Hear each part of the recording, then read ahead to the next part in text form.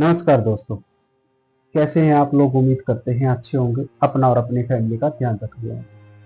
आज की कहानी राजा रघुवंशी और सोनम की, जो कि आप पिछली वीडियो में आप सुन चुके हैं। उससे आगे क्या होता है, उससे आगे कोई कितना क्रिमिनल माइंड कैसे हो सकता है, उसके बारे में आज की कहानी है। पूरी बातें आप लोगों को बताएं। कहानी शुरू होती है फरवरी 2025 से, जब राजा रघुवंशी और सोनम की शादी फिक्स हो जाए। तो कहानी में जो राजा रघुवंशी है, उसका कहीं भी रोल नहीं है कि उसका मर्डर किया जाए। प्लानिंग 2-3 दफा इनकी चली है, लेकिन उसमें कहीं भी राजा की मौत का जिक्र कहीं भी नहीं है। जिक्र है तो सोनम की मौत का, कि सोनम को मरा हुआ कैसे दिखाया जाए। और ये प्लानिंग किसी और की नहीं, सिर्फ और सिर्फ सोनम की थी। क्यों थी? सोनम अपने घर पे नहीं बता सकती थी कि वो राज कुशवाहा से प्रेम करती है। क्यों नहीं बता सकती? क्योंकि उसके पापा को कुछ टाइम पहले ही दिल का दौरा हार्ट अटैक आया था। इसीलिए वो चाहती थी कि वो राजा राज कुशवाहा के बारे में घर पे ना बताए। अब शुरू होता है इनकी प्लानिंग। प्लानिंग में सबसे पहले चलता है कि सोनम को मरा हुआ साबित कैसे करें। सोनम के घर से कुछ ही दूर एक नदी निकलती है। तो सबसे पहले प्लान चलता है ये कि वहां पे जाएगी सोनम की स्कूटी और उसकी चप्पलें, कुछ सामान उसका स्कूटी के पास रहेगा। और सभी को लगेगा कि सोनम नदी में तैर रही थी और डूब के मर चुकी है। लेकिन ये प्लान उनका फेल हो जाता है।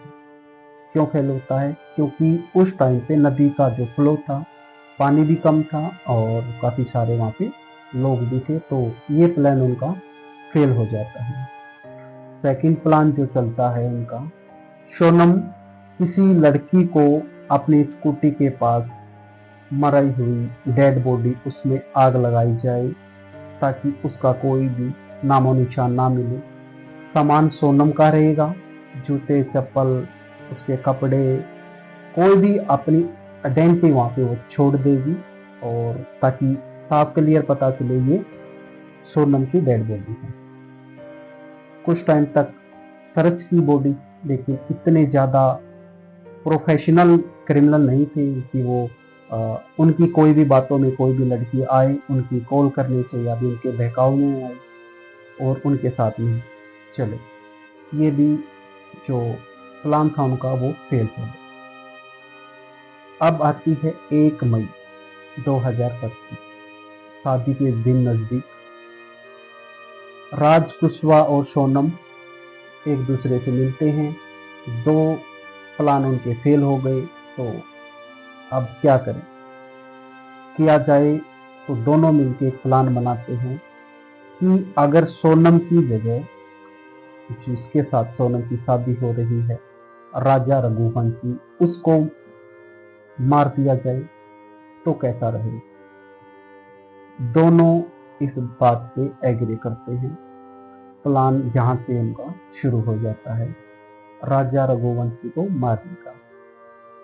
एक और राज कुशवाहा को बोल देता कि आप उनसे शादी करें और शादी के बाद उसको अपने रास्ते से हटा दें।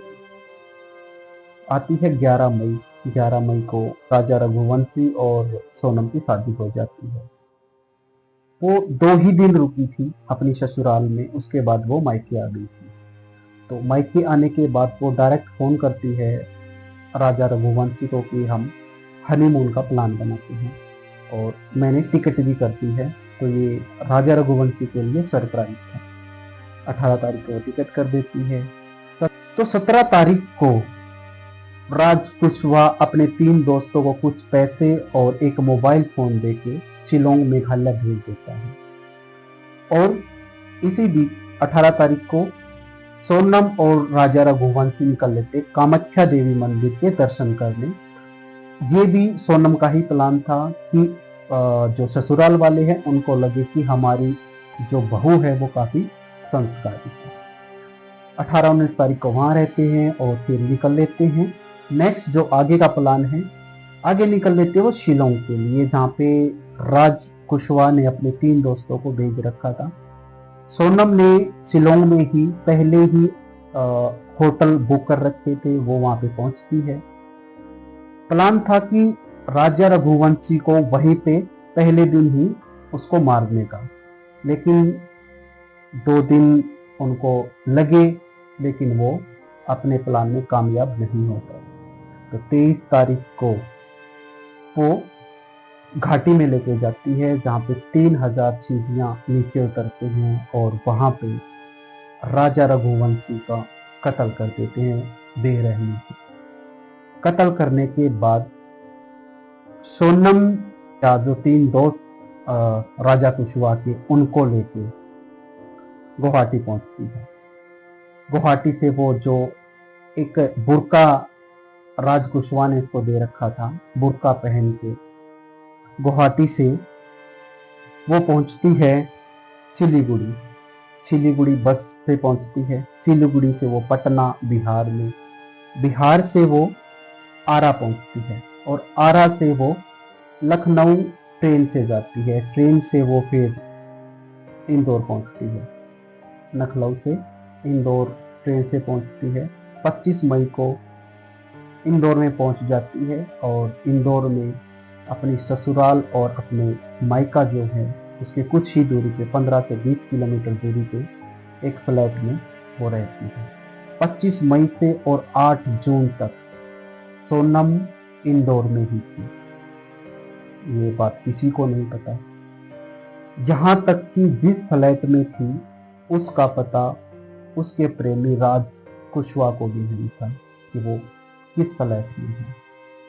इतना जबरदस्त प्लान, इतनी जबरदस्त क्रिमिनल मेंटेलिटी, क्या कोई किसी पे यकीन कर पाएगा?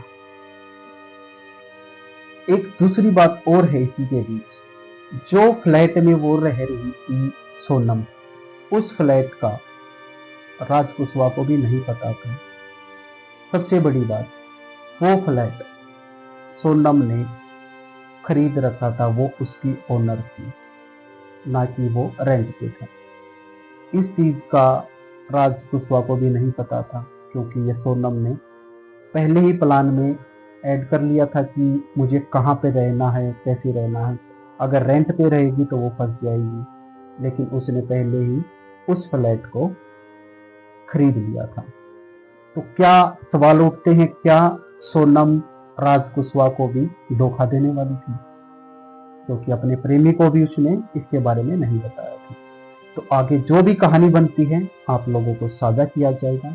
आज की कहानी में इतना है, मिलते हैं आगे जो कहानी बनती है उसमें। तब तक के लिए जय हिंद, जय Bharat. Thank you so much.